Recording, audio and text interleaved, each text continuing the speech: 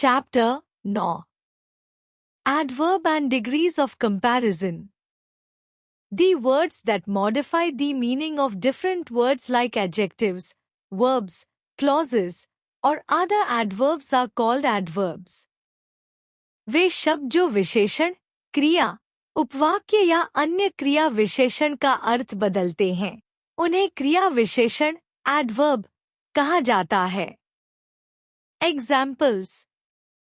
एक PT Usha runs quickly.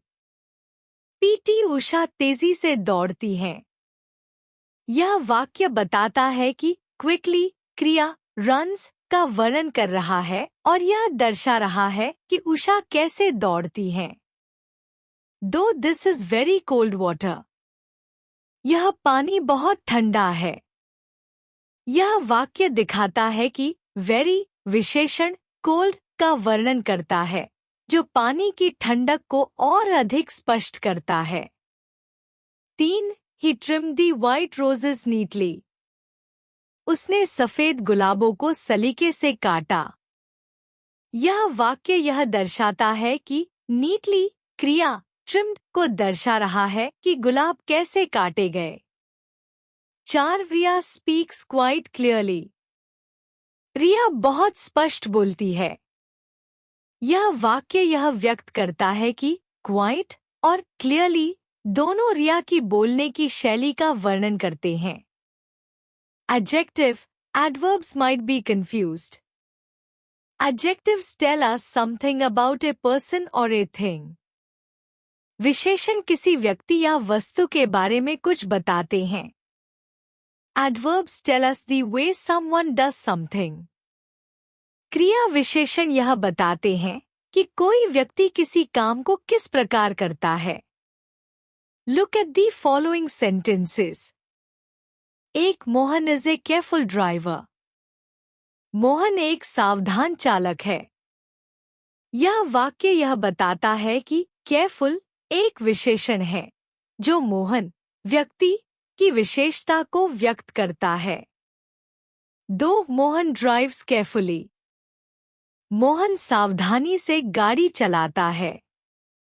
यह वाक्य यह दिखाता है कि केयरफुली एक क्रिया विशेषण है, जो यह बताता है कि मोहन क्रिया ड्राइव्स को किस प्रकार करता है. The first sentence is about Mohan the driver, so use the adjective. पहला वाक्य मोहन चालक के बारे में है, इसलिए विशेषण का उपयोग किया गया है. The second sentence is about his way of driving, so we use the adverb. दूसरा वाक्य मोहन के गाड़ी चलाने के तरीके के बारे में है, इसलिए क्रिया विशेषण का उपयोग किया गया है. Kinds of adverb बटा क्रिया विशेषण के प्रकार. Adverb of manner. The adverb that tells us how something is done or happens is called adverb of manner. These adverbs answer the question how. जो क्रिया विशेषण यह बताता है कि कोई काम कैसे किया गया या होता है, उसे कार्यविधि का क्रिया विशेषण adverb of manner कहते हैं. ये कैसे, how के प्रश्न का उत्तर देते हैं. Examples बटा. 1. I combed my dog's fur carefully because it had lots of tangles. मैंने अपने कुत्ते के बाल सावधानीपूर्वक कंघी किए क्योंकि उनमें बहुत उलझने थी. यह वाक्य केयरफुली का उपयोग करता है, जो कैसे, हाउ के प्रश्न का उत्तर देता है और कंघी करने की विधि को व्यक्त करता है. Though there's no reason why you can't discuss the topic with me calmly. इस बात का कोई कारण नहीं है कि तुम मुझसे विषय को शांतिपूर्वक चर्चा क्यों नहीं कर सकते.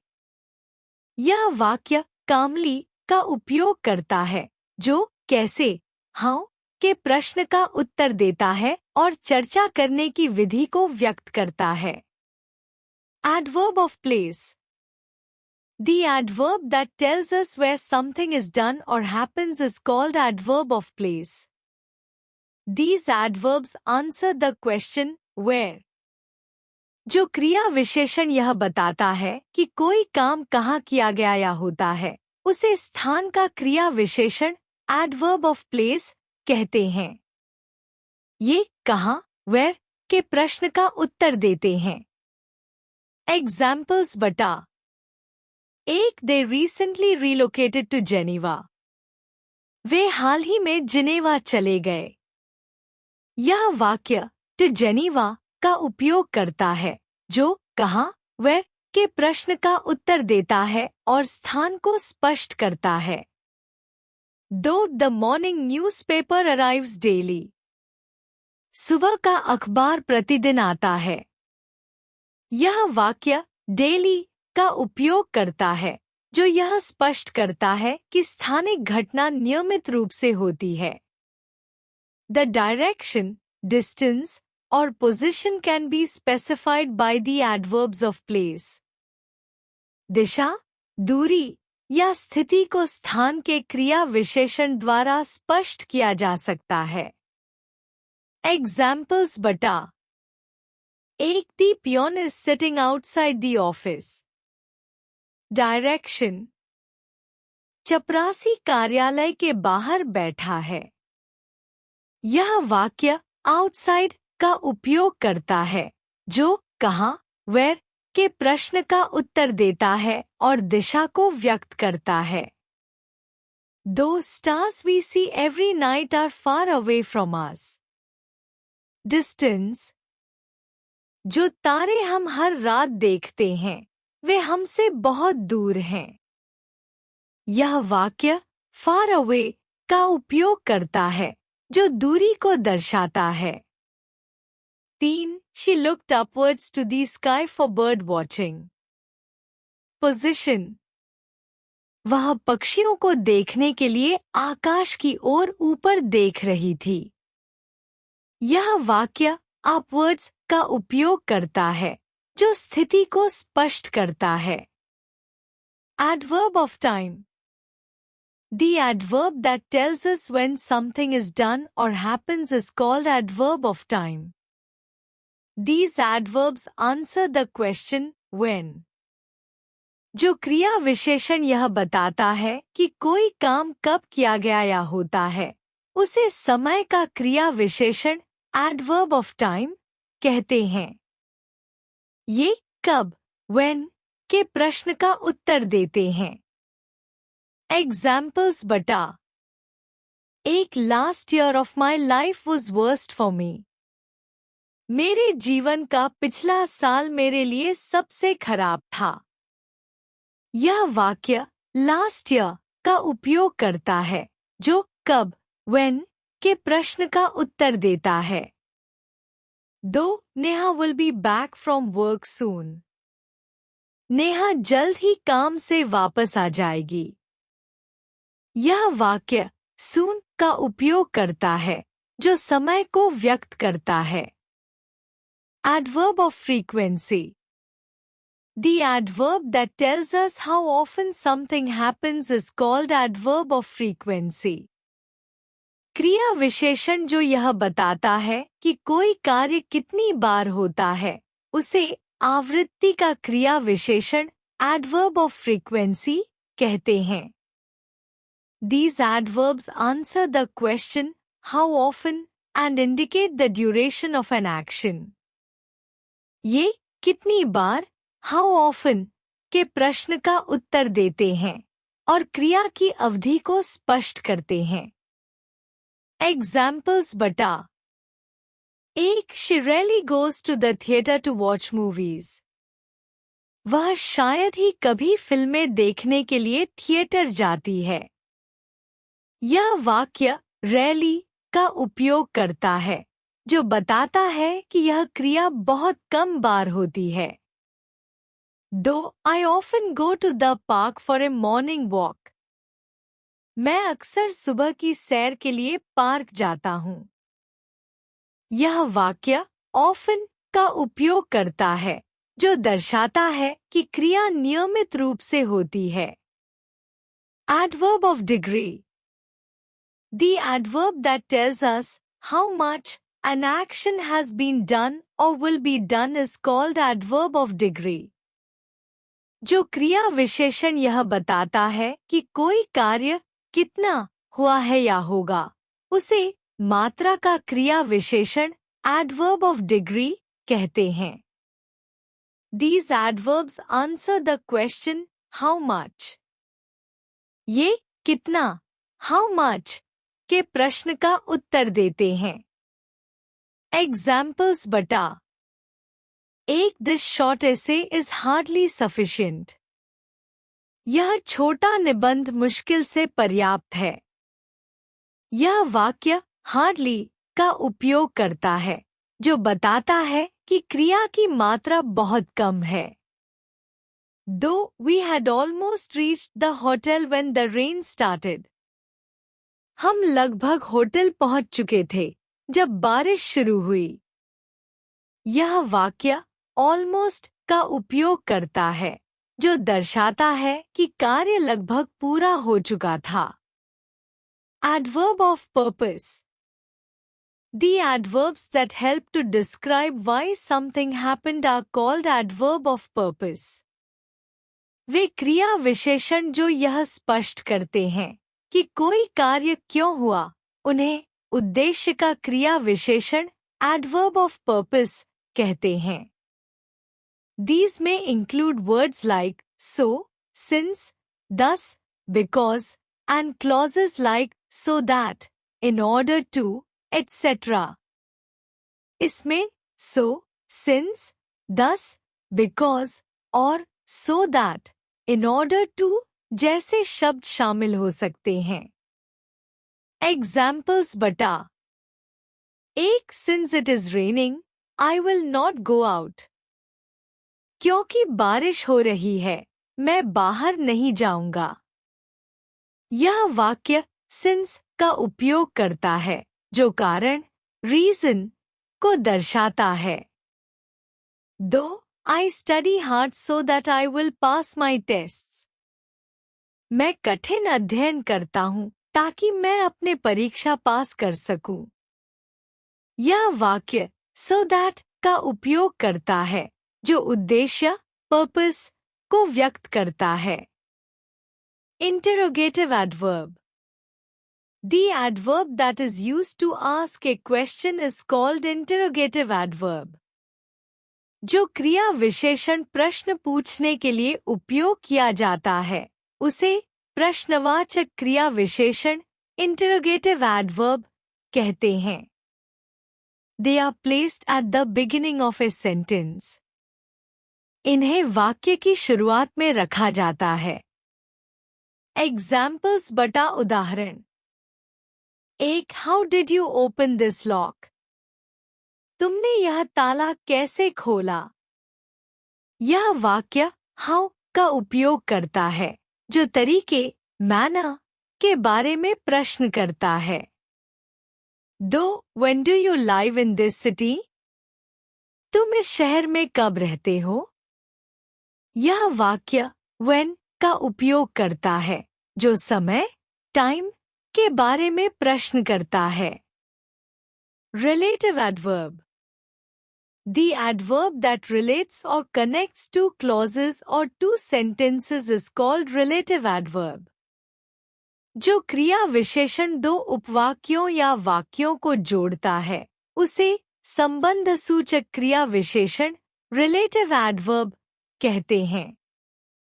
They refer to something mentioned earlier. ये पहले उल्लेखित किसी बात को संदर्भित करते हैं. Examples बटा. एक Tell me about the city where you grew up. मुझे उस शहर के बारे में बताओ जहां तुम बड़े हुए. यह वाक्य where का उपयोग करता है, जो शहर place के बारे में जानकारी जोड़ता है. Though the 1970s is the decade in which heavy rock music dominated. 1970 का दशक वह समय है जब भारी रॉक संगीत का प्रभुत्व था. यह वाक्य in which का उपयोग करता है, जो समय time से जुड़ा संबंध दर्शाता है. Exclamatory adverb. The adverb that is used in exclamations to express degree or extent is called exclamatory adverb. जो क्रिया विशेषण उत्साह, आश्चर्य या गहनता व्यक्त करने के लिए उपयोग होता है, उसे भाववाचक क्रिया विशेषण exclamatory adverb कहते हैं. It includes how and what. यह how और what जैसे शब्दों का उपयोग करता है. Examples. एक, how dirty this place is. यह जगह कितनी गंदी है. यह वाक्य how का उपयोग करता है, जो जगह की गंदगी की गहनता व्यक्त करता है. दो, what a nice guy he is. वह कितना अच्छा व्यक्ति है. यह वाक्य what का उपयोग करता है, जो व्यक्ति की प्रशंसा को व्यक्त करता है. Adverb of affirmation and negation. The adverb that is used to express one's reaction or response to indicate assertion or denial is called adverb of affirmation or negation. जो क्रिया विशेषण किसी कथन की पुष्टि, assertion या अस्वीकृति, denial व्यक्त करता है, उसे स्वीकृति और अस्वीकृति का क्रिया विशेषण कहते हैं. Examples. एक, we hardly drove a mile when our car broke down. Negation. हमने मुश्किल से 1 मील चलाया जब हमारी कार खराब हो गई. यह वाक्य hardly का उपयोग करता है, जो अस्वीकृति, negation व्यक्त करता है. दो, he will surely be getting reward for his great initiative. Assertion. उसे अपने महान प्रयास के लिए निश्चित रूप से इनाम मिलेगा. यह वाक्य surely का उपयोग करता है, जो पुष्टि, assertion व्यक्त करता है. Adverb of reason. The adverb that conveys some kind of reason is called adverb of reason. जो क्रिया विशेषण किसी कारण को व्यक्त करता है, उसे कारण का क्रिया विशेषण adverb of reason कहते हैं. Examples. एक, I therefore left photography. इसलिए मैंने फोटोग्राफी छोड़ दी. यह वाक्य therefore का उपयोग करता है, जो एक कारण बताता है. दो, obviously she is innocent. स्पष्ट रूप से वह निर्दोष है. यह वाक्य obviously का उपयोग करता है, जो निष्कर्ष या स्पष्टता को व्यक्त करता है. Remember it. Adverbs mentioned in the above categories need not necessarily belong to one specific class. Some adverb can belong to more than one category. It all depends on how they are used. ऊपर दी गई श्रेणियों में उल्लिखित क्रिया विशेषण किसी एक विशिष्ट वर्ग से संबंधित नहीं होते. एक ही क्रिया विशेषण एक से अधिक श्रेणियों में हो सकता है. यह इस बात पर निर्भर करता है कि इसका उपयोग कैसे किया गया है. Examples. एक, he sings delightfully. वह आनंदपूर्वक गाता है. यह वाक्य delightfully का उपयोग करता है, जो adverb of manner है और यह कैसे गाता है का उत्तर देता है. दो, the weather is delightfully warm. मौसम आनंदपूर्वक गर्म है. यह वाक्य delightfully का उपयोग करता है, जो adverb of degree है और यह कितना गर्म का उत्तर देता है. Position of different adverbs. Different kinds of adverbs are placed differently in a sentence. विभिन्न प्रकार के क्रिया विशेषण वाक्य में अलग-अलग स्थानों पर रखे जाते हैं. एक adverb of manner. Adverbs of manner usually go in the end position. क्रिया विशेषण जो कैसे का उत्तर देते हैं आम तौर पर वाक्य के अंत में आते हैं. Example: She ate quickly. वह जल्दी खा गई.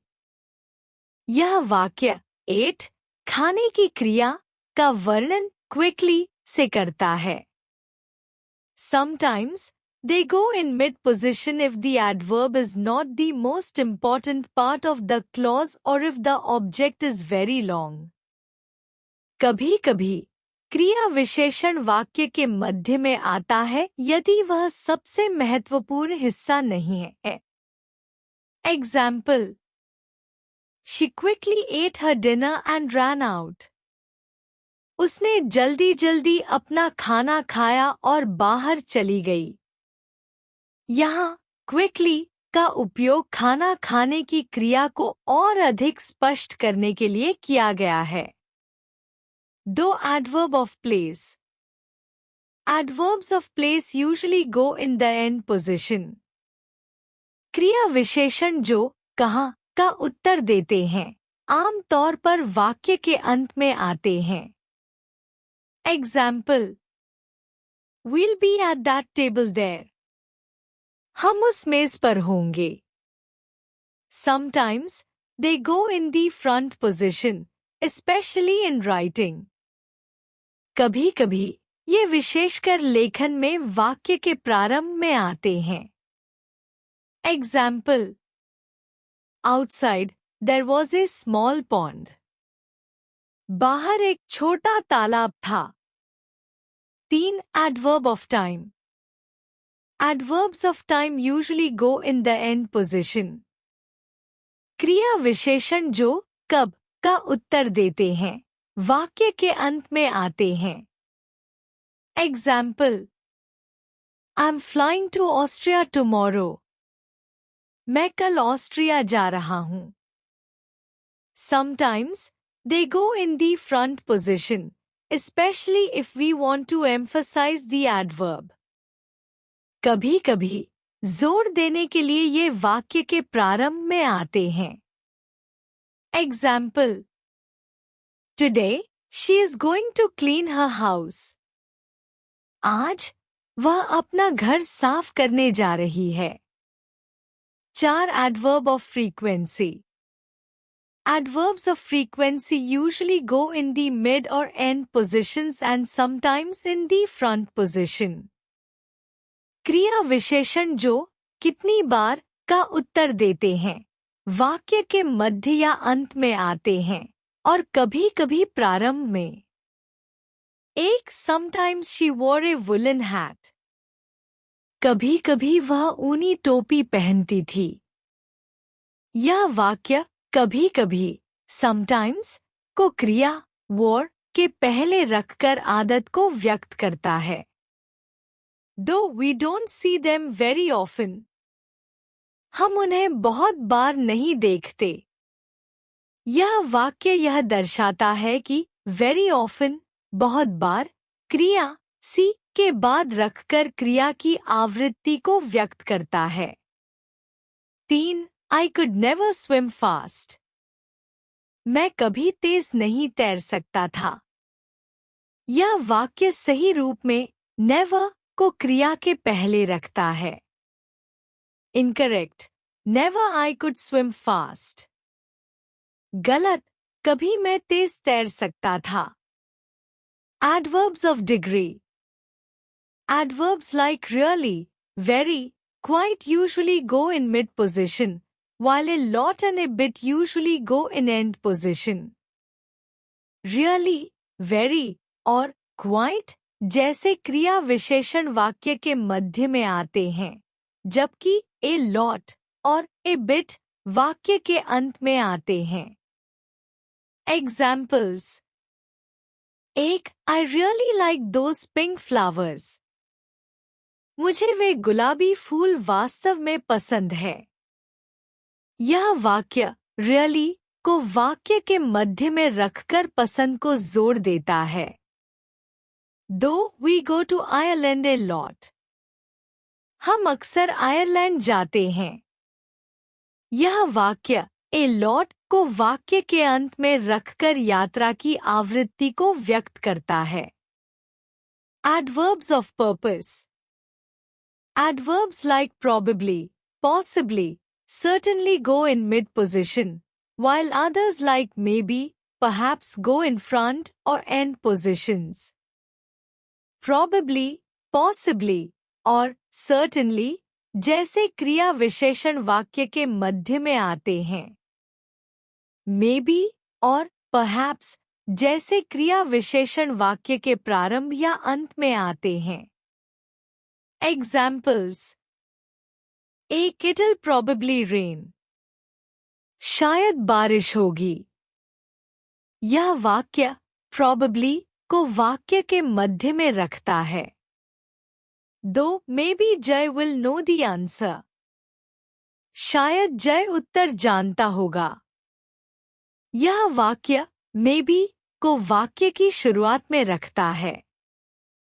3. Can I get you a drink or something to eat, perhaps?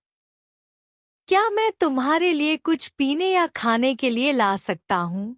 शायद। यह वाक्य perhaps को वाक्य के अंत में रखता है। Commonly confusing adverbs. Fairly rather. Fairly is used with favorable adjectives and adverbs while rather is used before unfavorable adjectives and adverbs. Fairly का उपयोग सकारात्मक विशेषणों और क्रिया विशेषणों के साथ किया जाता है, जबकि rather का उपयोग नकारात्मक विशेषणों और क्रिया विशेषणों से पहले किया जाता है। Example. Ram walks fairly fast, but Anil walks rather slowly. Ram काफी तेजी से चलता है, लेकिन अनिल काफी धीरे चलता है। यह वाक्य बताता है कि fairly का उपयोग राम की सकारात्मक गति को व्यक्त करने के लिए किया गया है, जबकि rather का उपयोग अनिल की धीमी गति को दर्शाने के लिए किया गया है। Rather when used before alike, like similar, different, etc. and before comparative, means a little or slightly. Rather जड alike, like, similar, different, आदि और तुलनात्मक शब्दों से पहले उपयोग किया जाता है, तो यह थोड़ा या थोड़े से का मतलब व्यक्त करता है। Example. उदाहरण.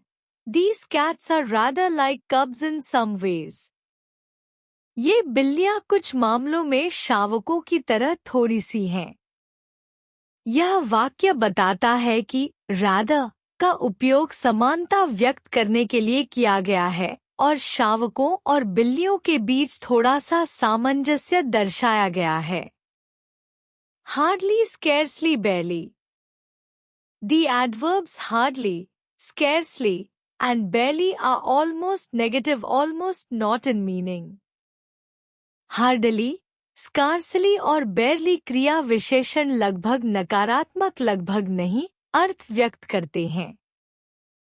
Hardly is usually used with any, ever, at all, or the verb can.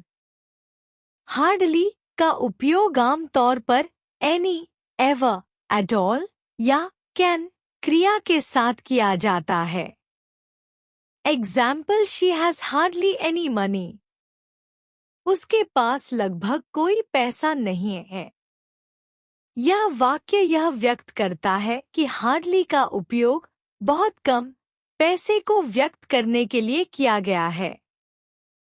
Scarcely means almost not and can replace hardly as used above. But scarcely is usually used to mean not quite. Scarcely का मतलब लगभग नहीं होता है और यह hardly का स्थान ले सकता है। लेकिन scarcely का उपयोग आम तौर पर पूरा नहीं के अर्थ में किया जाता है। Example. There were scarcely 10 people in the meeting. बैठक में मुश्किल से 10 लोग थे। यह वाक्य बताता है कि स्कैर्सली का उपयोग बहुत कम संख्या व्यक्त करने के लिए किया गया है और 10 लोगों की उपस्थिति को दर्शाता है। barely mean not more than. barely का अर्थ उससे अधिक नहीं होता है। Example, his voice was barely Audible.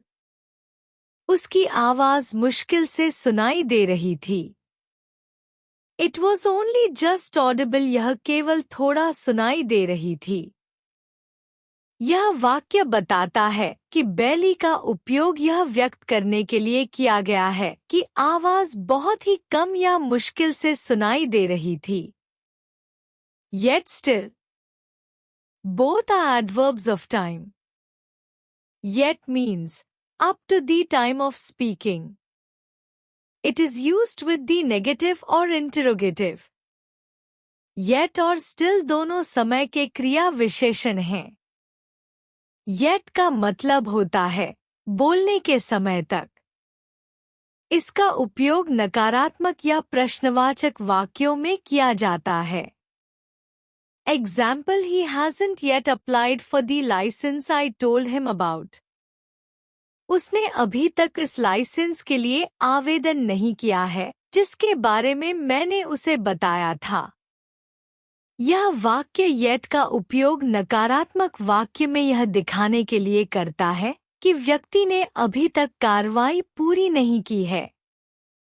Still emphasizes that the action continues. It is mainly used with the affirmative or interrogative.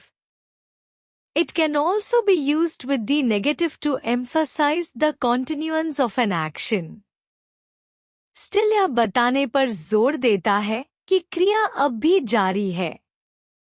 इसका उपयोग मुख्य रूप से सकारात्मक या प्रश्नवाचक वाक्यों में किया जाता है।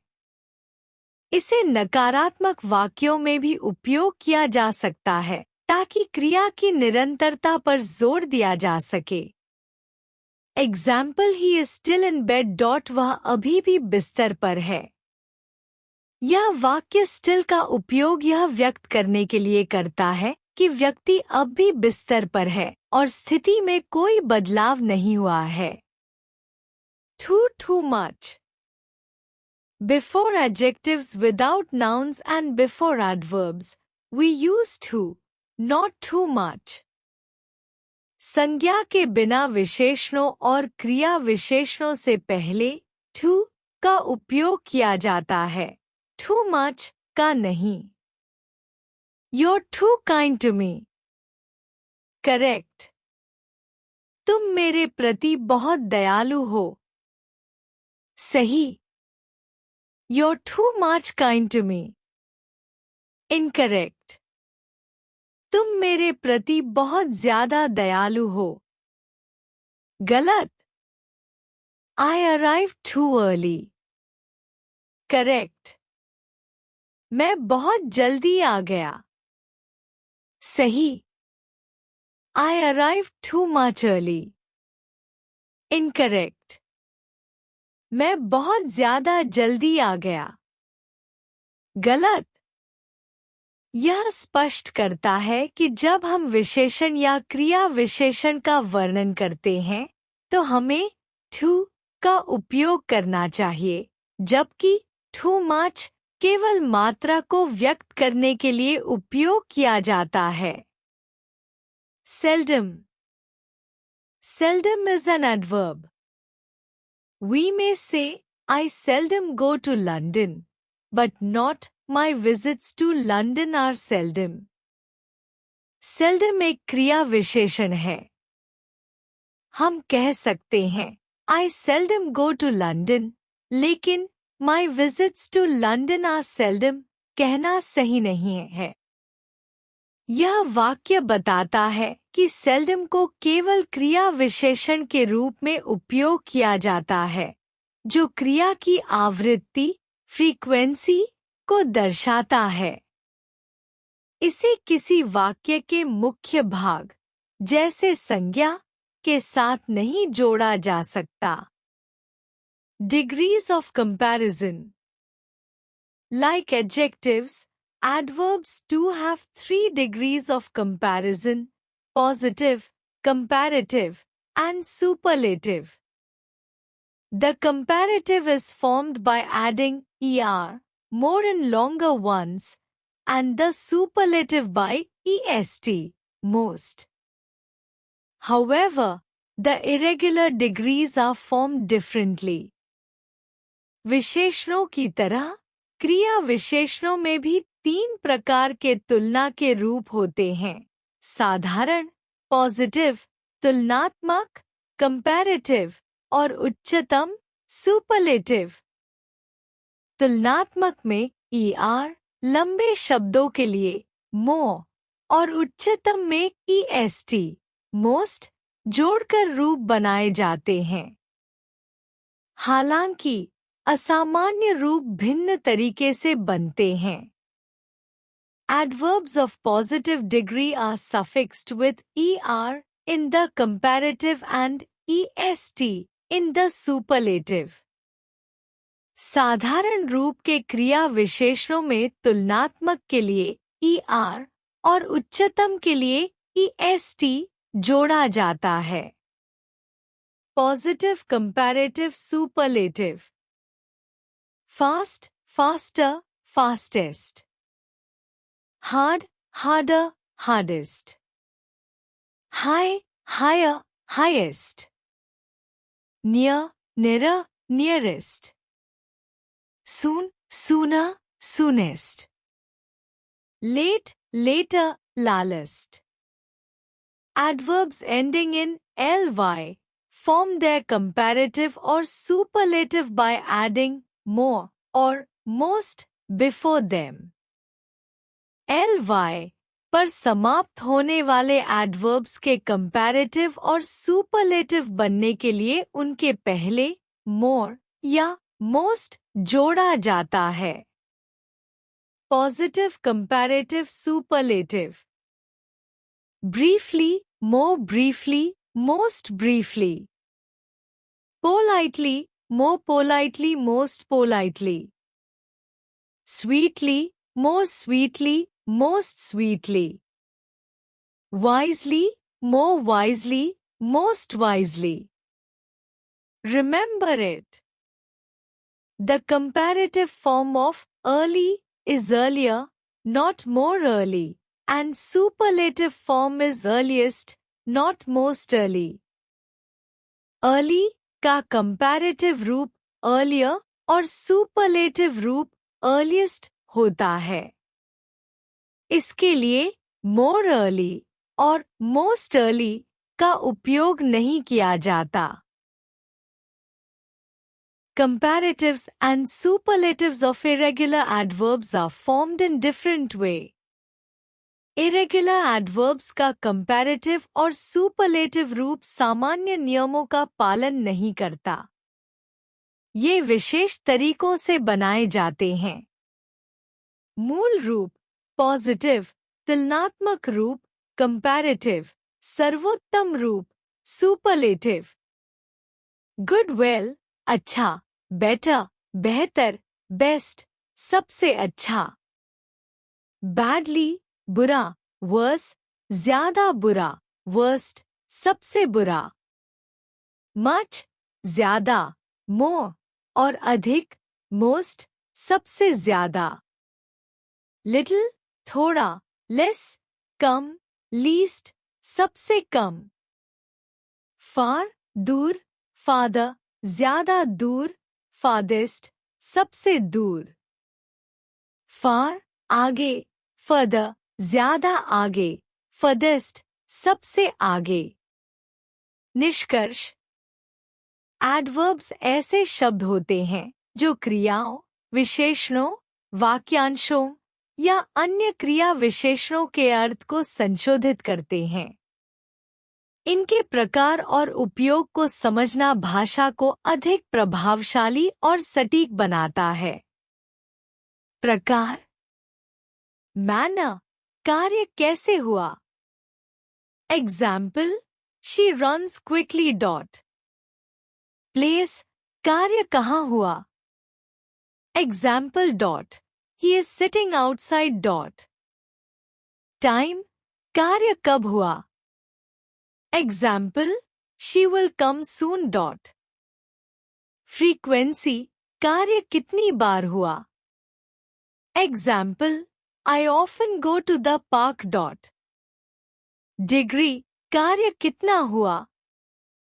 Example, she is very happy. Purpose, कार्य क्यों हुआ? Example, he studied hard so that he could pass. Interrogative, प्रश्न पूछने के लिए. Example, when will you come? Exclamatory, भावनाओं को व्यक्त करने के लिए. Example, how beautiful it is. स्थिति, क्रिया विशेषण वाक्य के अलग अलग स्थानों पर रखे जाते हैं, जैसे कि अंत, मध्य या शुरुआत. उनके प्रकार और बल देने की आवश्यकता पर निर्भर करता है. भ्रमित करने वाले क्रिया विशेषण fairly, rather, hardly, scarcely, barely, yet, still और too much जैसे शब्दों का सही उपयोग वाक्य के अर्थ को स्पष्ट करता है. तुलना, एडवर्ब्स में पॉजिटिव, कंपैरेटिव और सुपरलेटिव डिग्री होती है. Example, fast, faster, fastest, wisely, more wisely, most wisely. असामान्य रूप, कुछ क्रिया विशेषण जैसे गुड, वेल, बैड, मच आदि की डिग्री अलग तरीके से बनती है. Example, good, better, best. महत्व, एडवर्ब्स भाषा को अधिक विस्तृत और अभिव्यक्तिपूर्ण बनाते हैं. इनका सही उपयोग वाक्य की स्पष्टता और प्रभावशीलता को बढ़ाता है.